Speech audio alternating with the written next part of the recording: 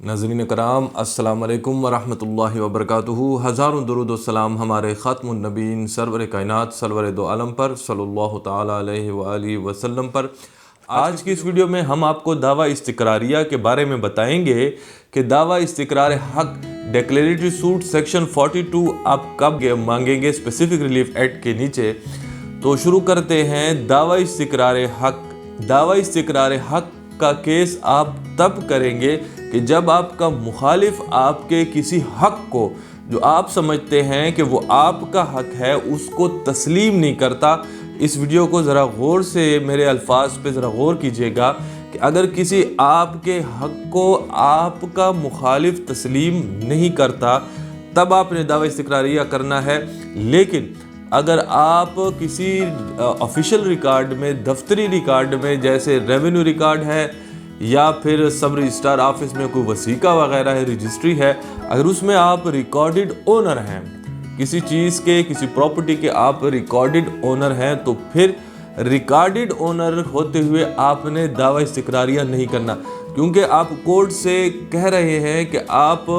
دعویٰ استقرار حق آپ یہ ڈکلیئر کریں، ڈکلیریشن ہے یعنی ڈکلیریٹری سوٹ ہے نا، تو آپ کورٹ سے یہ کہہ رہے ہیں کہ آپ ڈکلیئر کریں کہ میں اس چیز کا مالک ہوں۔ تو جب آپ پہلے سے ہی مالک ہیں کسی آفیشیل ریکارڈ میں، جیسے کہ کسی فرد میں آپ مالک ہیں یا کسی رجسٹری میں آپ مالک ہیں، تو پھر آپ کو ڈیکلیریشن کی ضرورت نہیں ہے۔ تو پھر اب وہ کون سی صورتحال ہے کہ جب آپ کو ڈیکلیریشن کرنی پڑے گی؟ وہ یہ ہے کہ جب آپ کا مخالف آپ کے اس حق کو تسلیم نہیں کرتا۔ مثال کے طور پر آپ سمجھتے ہیں کہ آپ مالک ہیں، لیکن ایک انتقال ہوا ہے پرپورٹڈلی ظاہراً آپ کی طرف سے جو آپ نہیں مانتے کہ آپ کے اس پہ دستخط یا انگوٹھا ہے، اور وہ آپ کے مخالف کے نام انتقال ہوا ہے یا رجسٹری ہوئی ہے، اور اب آپ سمجھتے ہیں کہ ایسی رجسٹری اور انتقال جو بوگس ہے اس کو آپ چیلنج کرنا چاہتے ہیں، اور وہ آپ کا مخالف آپ کے اس حق کو نہیں مان رہا، آپ سمجھتے ہیں کہ یہ بوگس ہے، تو ایسی صورت میں جو آپ کیس کریں گے وہ دعویٰ استقراریہ ہوگا۔ کیوں؟ کیونکہ اب آپ ریکارڈڈ اونر نہیں رہے، ریونیو ریکارڈ میں آپ کی نام کی جگہ آپ کا مخالف آ چکا ہے ایک انتقال کے ذریعے۔ اب آپ اس انتقال کو یا اس رجسٹری کو چیلنج کریں گے تو آپ کو دعویٰ استقراریہ کرنا پڑے گا۔ دعویٰ استقراریہ بدیع قرارداد کے انتقال نمبر اتنا یا رجسٹری جو ہے جس کو آپ چیلنج کرنا چاہتے ہیں وہ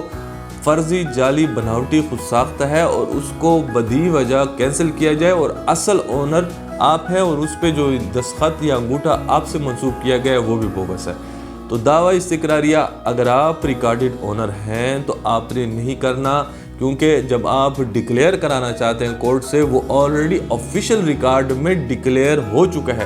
لیکن آفیشیل ریکارڈ میں کوئی بھی خرد برد ہو کے آپ کی نام کی جگہ کسی اور کا نام آ گیا، چاہے وہ انتقال کے ذریعے ہے یا رجسٹری کے ذریعے ہے، تب اب آپ نے دعویٰ استقراریہ کرنا ہے، کیونکہ اب آپ کے حق کو آفیشیلی ایک شخص نے چیلنج کیا ہے کہ وہ میرا ہے۔ اب آپ نے اپنے آپ کو مالک گرداننے کے لیے دوبارہ دعویٰ استقراریہ کا ڈکلیئر کرانا ہوگا کورٹ سے۔ اور اگر آپ کی یہ پراپرٹی بالفرض ایک فرد میں، ایک کھاتے میں، کھیوٹ میں آپ کی ملکیت ہے، اور وہ آپ جو ہیں اس کھیوٹ کے، اس کھاتے کے واحد مالک ہیں، اور آپ کا اس پاس قبضہ نہیں ہے، تو قبضہ لینے کے لیے اس شخص کے مخالف شخص سے آپ نے ڈیکلیریشن نہیں کرنی، کیونکہ آپ declared owner already revenue record میں ہے۔ آپ نے کیا کرنا ہے؟ آپ نے پوزیشن کا کیس کرنا ہے، دخلیابی کا کیس کرنا ہے، اور ساتھ میں کنسیکوینشل ریلیف کے طور پر صدور حکم امتناعی لینا ہے۔ تو یہ جو ہے یہ کیس آپ کا بنے گا، چاہے وہ آپ سے قبضہ اللیگلی لیتے ہیں یا قبضہ آپ کے پاس کبھی رہا بھی نہ ہو، تو دونوں صورتحال میں ہو۔ اور البتہ اگر یہ پراپرٹی مشترکہ ہے تو پھر آپ نے دعویٰ استقراریہ، چاہے آپ کا نام اس میں ہے اور مخالف کا بھی نام ہے، کیونکہ فرد میں اب دونوں مشترکہ ہیں، تو اب آپ نے اس میں دعویٰ استقراریہ آپ کو کوئی فائدہ نہیں دیتا۔ اگر کورٹ یہ آرڈر کرے بھی کل کو کہ آپ اس میں اتنی کنال کی حد تک مالک ہیں، تو یہ آپ کو فائدہ نہیں دے گا۔ آپ نے اپنے مخالف جس کے پاس زائد قبضہ ہے اپنے ملکیتی رقبے سے، تو آپ چاہے وہ آپ کا ماموں ہے آپ کے، یا چاچا ہیں آپ کے، یا کوئی غیر شخص ہے، ایسے شخص سے قبضہ لینے کے لیے آپ نے تقسیم کرانی ہے، کیونکہ وہ بھی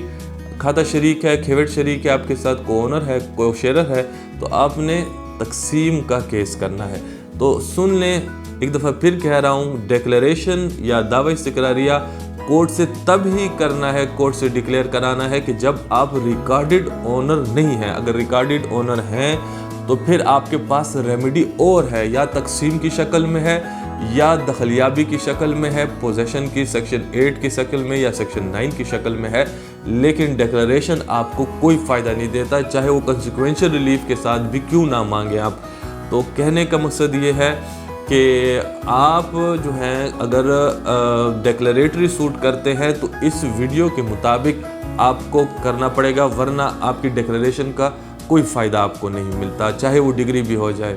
تو یہ تھی آج کی ویڈیو۔ اگر آج کی ویڈیو آپ کو پسند آئی ہے تو اپنے جیسے اور دوستوں کے ساتھ ضرور شیئر کریں، علم کے پھیلانے میں اپنا کردار ضرور ادا کریں، اور ویڈیو کو لائک ضرور دیں۔